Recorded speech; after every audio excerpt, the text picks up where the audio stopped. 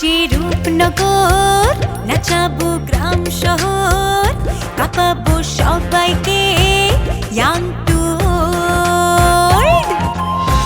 আমারে জানাতে ইশারা কাবতে হয়ে যাবে সবাই শূন্যতে বোর। নগরের আমি রূপালী গোর, রূপনগরের আমি রূপালী গোর, রূপনগরের আমি রূপালী গোর। আমি যে রূপনগর, নাচাবো গ্রাম শহর, কাঁপাবো সবাইকে ইয়াং টু ওল্ড।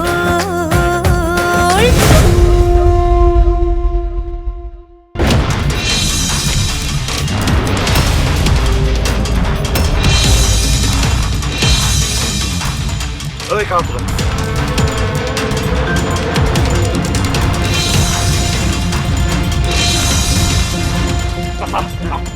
আমি সামলাচ্ছি। আয়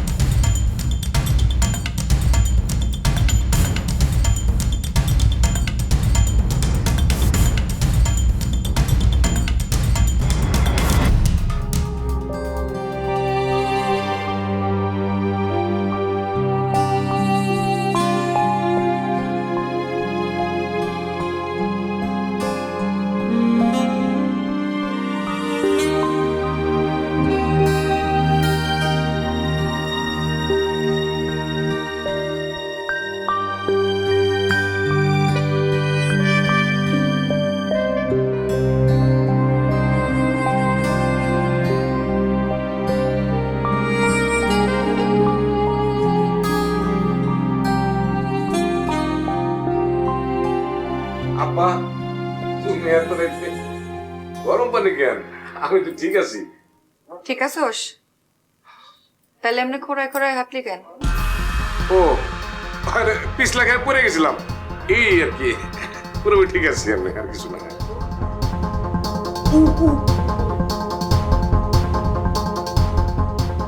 আপা কইলাম তো কিছু হয় নাই।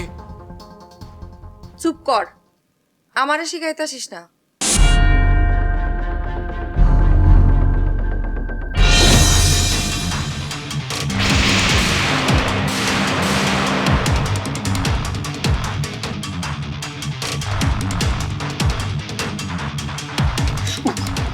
আপা আস্তে আস্তে আস্তে। কেন আস্তে কেন? এখন লাগে? আরো ভালো করে ব্যথা দেওয়া উচিত, তাইলে তুই বুঝবি যে তুই বাইসা আসোস। আপা বিশ্বাস করো, আমি এখন খুব সাবধানে চলি, তারপর কেমনে যে পিছলা চুপ কর, তুই সাবধানে চলিস না, এই কথা তোর মুখে মানায় না রুস্তম। আমি তো তোর ছোট থেকেই চিনি, তোর যদি কিছু হয় কি হইব একবার চিন্তা করছোস? আমি জানি তুই সব কথা আমারে কস না, তুই নিশ্চয় এমন কিছু করছোস যেটা তুই আমারে কইতে পারতাছোস না। তুই একটা কথা যায় না রাখিস রুস্তম, সৎ পথের জীবন সেরা জীবন। মারামারি হানাহানি এইসবের শেষে শান্তি নাই, খালি খালি শত্রু বাড়ে, ভয় বাড়ে, মানুষের জীবন হয়ে যায় অনিশ্চিত। আপা আমি তো খারাপ মানুষ না আপা। আমি জানি, এর লেগেই তো আমার বেশি ভয় লাগে। ভালো মানুষরাই বেশি বিপদে পড়ে। বাইরে তুই স্যার আমার কেঁদে আছে ক?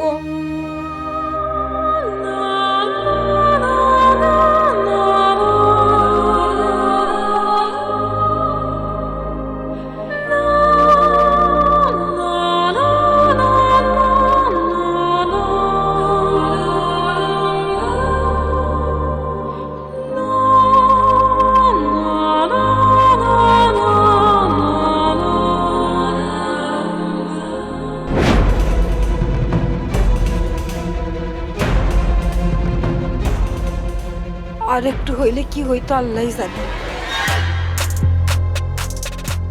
সামিয়া, তোর বাপরে ক আর যেন বাইরে না যায়।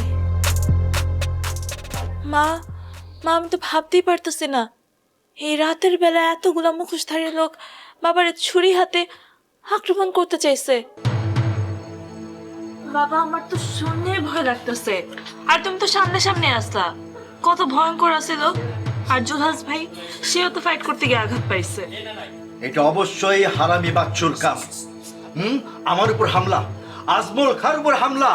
ওই হারামি অনেকবার বাড়ছে। আমি কি চুপ করে থাকুম? আর আমি শেষ দেখে ছাড়ুম। এরকম রাগ কইরা কি হইব? তোমার উপর যে আবারও হামলা হইতে পারে সেটা নিয়ে কিছু ভাবছো? কাইলে আমি পুলিশ দিয়ে লাল দালানে পাঠামো এই বাচ্চুরে। তোর এত বড় সাহস আমার উপর হামলা করে, আমার উপর? আজ আমি ডিসিশন নিছি, কাইলে অ্যাকশন। কিন্তু বাবা ওখানে যারা আসছিল তুমি তা করে দেখছো? দেহ তো নাই। আর তারা যে বাচ্চু চেয়ারম্যানের লোকজন ছিল এটার কোনো প্রমাণ আছে তোমার কাছে? আরে ওগুলি বাচ্চুর লোক আসিল। এই এলাকার মধ্যে কার সাহস আছে আমার উপর হামলা করে? তার মানে তুমি তো দেখো নাই।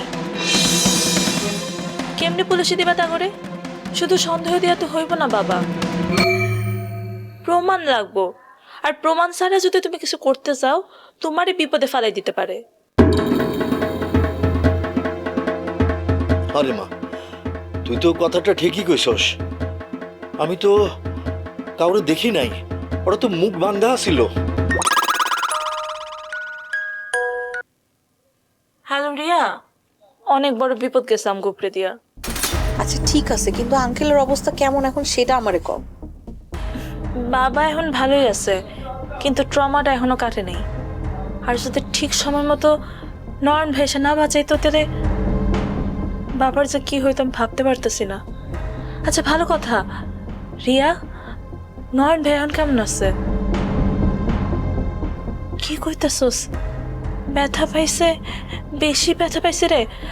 নয়ন ভাই সত্যি সত্যি ঠিক আছে তো? ভাইয়া এখন ভালো আছে, একটু রেস্টে আছে। কি কইতেছে রিয়া? নয়ন ভালো আছে তো?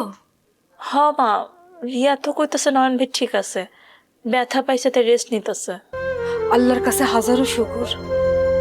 নয়ন না থাকলে যে কি হইতো, তোর বাবারে মনে হয় আমাকে মাঝে আর ফিরা পাইতাম না। আল্লাহ নয়নরে অনেক ভালো রাখুক, সুস্থ রাখুক, আমি মন থেকে দোয়া করি। রিয়া বান্ধবী আমার তুই টেনশন করিস না, আল্লাহর রহমতে আমরা ঠিক আছি। আর নয়ন ভাইয়ের এই উপকারের কথা আমরা জীবনে ভুলতে পারব না।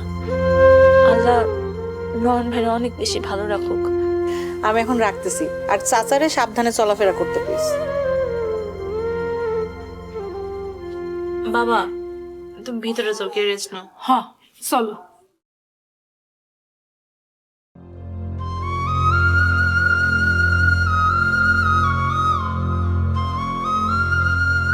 আজকে যদি বাবার কিছু হয়ে যেত তাহলে কি হইতো আমগো? সব কিছু শেষ হয়ে যেত না। বাবারে আর এইসব কাছে যাইতে দেওয়া যাইব না। নয়ন ভাইয়ের অবস্থা কি খুব বেশি খারাপ নাকি? বুঝতে পারতেছি না তো। কি করুম? ফোন করুম একটা? এখন কি ফোন করা ঠিক হবে নয়ন ভাইরে? বুঝতে পারতেছি না। কিরে রাতনি, হ্যাঁ অস্থির কেন? কি হয়েছে আবার? দাদি খবর আছে, আজমল চেয়ারম্যান আছে না, তার উপর নাকি আক্রমণ হয়েছে। আজমল চেয়ারম্যানের উপর?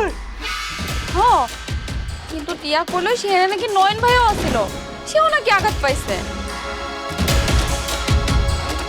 ও দাদি কি ভাবতেছো? ওই ফকিন্নের পুতে তো তোরে পড়াইতে আসেন, তার লেগে এত দরদ কিসের জন্য তোর? দাদি আমি কিন্তু দেখছি তুমি কথায় কথায় নয়ন ভাইয়ের খালি ছোট করো। আমি চিন্তা করতেছি আক্রমণটা নাকি খুব বেশি ভয়ঙ্কর হয়েছিল। ভয়ঙ্কর হয়েছিল, যা হয়েছিল তোর কি তাতে? তোরা তো চিন্তা কিসের? হ্যাঁ, মানুষ হিসেবে মানুষের জন্য চিন্তা করতে পারি না? আমি তো বুঝতেছি তোমার ভিতরে ভিতরে কি। আমি ঠিকই বুঝতেছি, মনে রাখিস ওই সব ছোট লোকের বাচ্চারে আমাগো ঘরের সঙ্গে মানায় না। আরে কি ব্যাপার? দাদি আর নাতি দেখি খুব কথা বলতেছেন, গপসপ করতেছেন। কি হয়েছে কি? দুজনের মুখে দেখি চিন্তা, ক্লাইম্যাক্স মনে হইতেছে। চিন্তা না, ওই আসমুল্লাহ চেয়ারম্যানের তার উপরে হামলা হয়েছে। হামলা আজমল চেয়ারম্যানের উপর? কি করলো হামলা? টিয়া কইলো কিছু মুখোশধারী লোক নাকি তারে আক্রমণ করছে। সেনে নয়ন ভাই গিয়া তারে বাঁচাইছে। টিয়া আরো কইলো নয়ন ভাই নাকি একটু আঘাত পাইছে। আমি নয়ন ভাইয়ের কথা শুনেই তো। হইছে, থাক, আর এত কথা হইতে হইব না। আম্মা, এই আজমল চেয়ারম্যানের কি কোনো ক্ষতি হয়েছে জানেন আপনি? কি হইব? ওইগুলো হইল শকুনের চাপ, জানো না?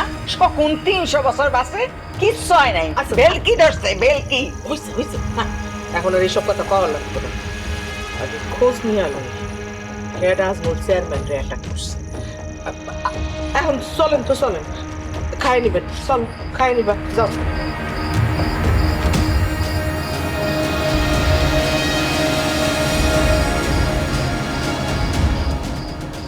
আজমল চেয়ারম্যানের উপর আক্রমণ হয়েছে, ব্যাপারটা তো অনেক সিরিয়াস।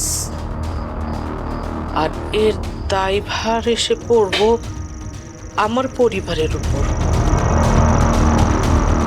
কারণ ব্যর্থ আক্রমণ সব সময় মারাত্মক হয়।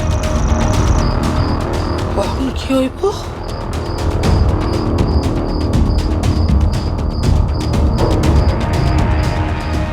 আল্লাহর কাছে হাজারো শুকর, নয়ন না থাকলে যে কি হইতো।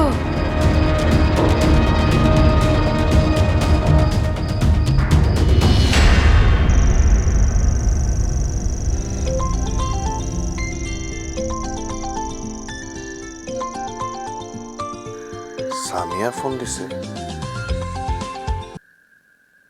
হ্যালো, নয়ন ভাই, আপনি এখন কেমন আছেন? আমি ভালো আছি, চিন্তা করো না। আজকে আপনি আমার বাবার জীবনটা বাঁচিয়ে জানি না আজকে আপনি না থাকলে কি হতো। আরে এটা তো আমার দায়িত্বের মধ্যেই পড়ছে।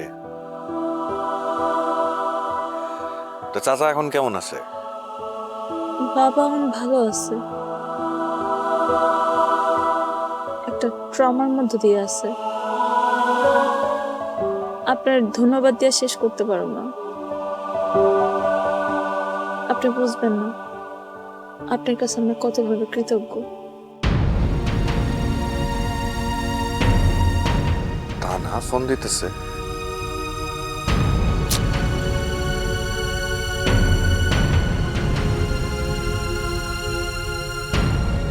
হ্যাঁ সামিয়া, বলো। নয়ন ভাই, আপনি কি কাউকে চিনতে পারছেন? না, ওরা তো সবাই মুখোশ পরা ছিল, তবে চিন্তা করো না, ঠিকই বাইর করে ফেলাম। তবে কি আঘাত বেশি পাইছে? মানে তো ফোন বিজি থাকার কথা না। আল্লাহ বাঁচাইছে, আপনার বড় কোনো ক্ষতি হয়নি। কারো সাংঘাতিক কোনো ক্ষতি হয়নি। কিন্তু জুলাস তো ভালো আঘাত পাইছে, সে কেমন আছে?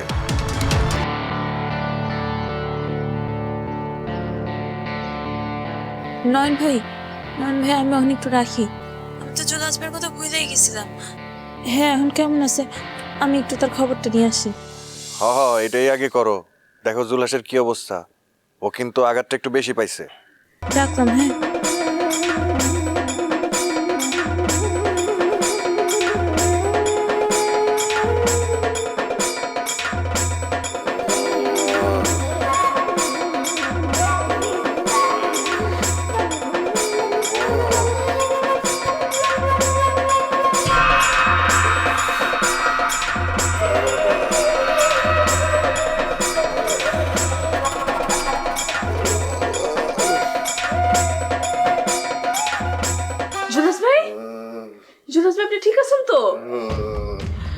আপনার তো দেখে ঠিক আছে মনে হইতেছে না।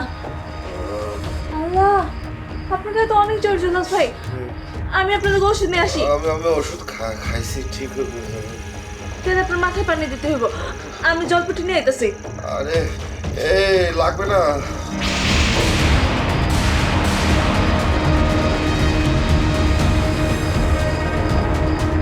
সামিয়া, তুই এত রাইতে?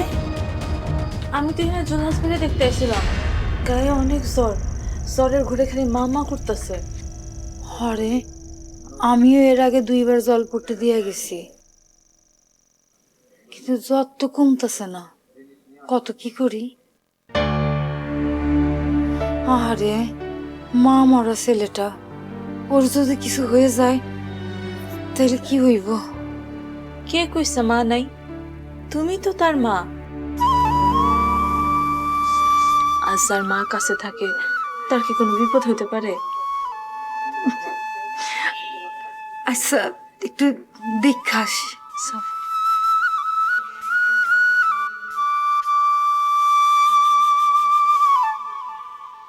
দুই পরিবারের রেশারেশিতে তানহার কলেজে যাওয়াটা বন্ধ করতে হইল।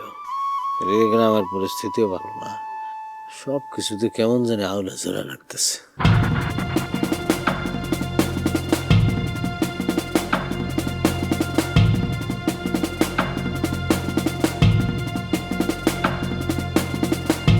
চাচু, তোমার সাথে আমার খুব জরুরি কথা আছে।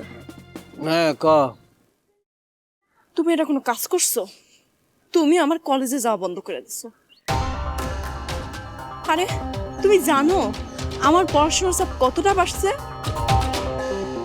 আমি অত শত বুঝি না, আমি কলেজে যাব। বাবা, কয়েকটা দিন দেখলে তোর বাপের উপর কেমন হামলা হইলো। ওরা সাকসেস হয় নাই, কিন্তু ওরা বসে থাকবে না, যে কোনো সময় আবার হামলা করবো।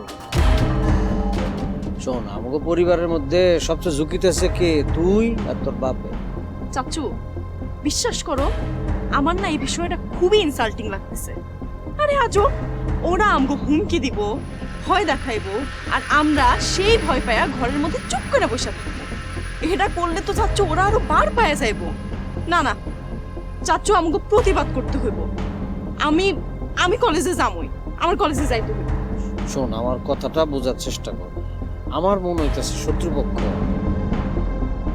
যেভাবে হোক আরেকটা প্রতিশোধ নেওয়ার চেষ্টা করবে। তারা অন্ধের মতো হয়ে গেছে গা। আমি যতটুকু বুঝতেছি, তুই না চাইতো ঝামেলার মধ্যে ঢুকে গেছিস। আর এই ভুলটা করছে কি জানোস? আমার বড় ভাই, তোর বাপ।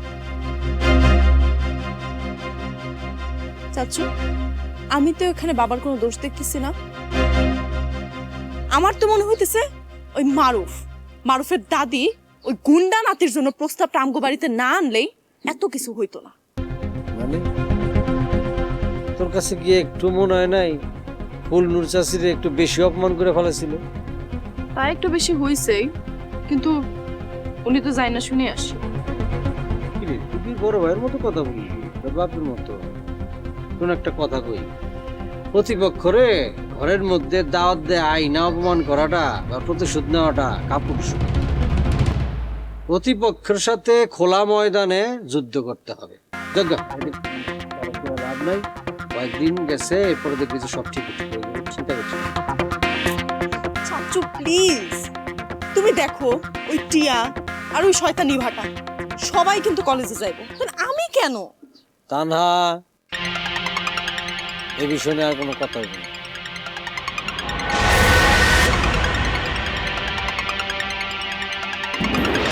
আরে আমি কি ঠিকাদারি নিছি নাকি এলাকার সব মানুষের?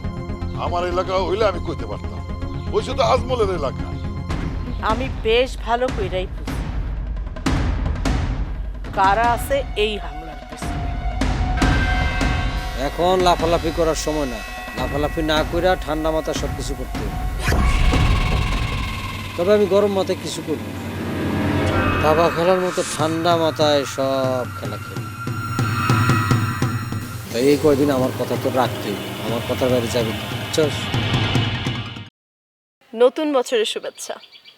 এই নতুন বছরে দীপ্ত পরিবারে যুক্ত হচ্ছে নতুন এক গল্পের সদস্য পরম্পরা। দেখুন রূপনগর, দেখুন পরম্পরা। পরম্পরা 3 জানুয়ারি হতে শনি থেকে বৃহস্পতি রাত 9টা 30 মিনিটে দীপ্ত টিভি ও দীপ্ত টিভির ডিজিটাল প্ল্যাটফর্মে।